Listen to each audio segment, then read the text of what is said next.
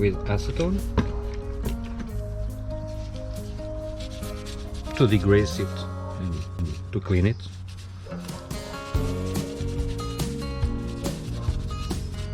And simply, quickly and easy, you will have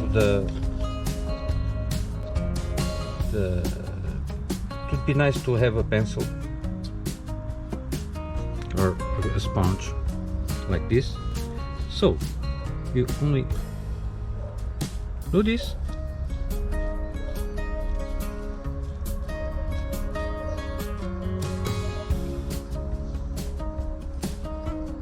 wait a bit, and just rinse it with water, plain water, tap water,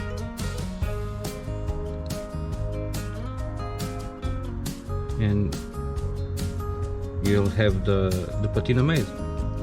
It's in minutes.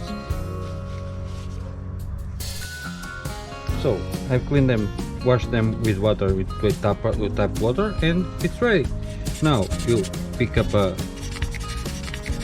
sandpaper.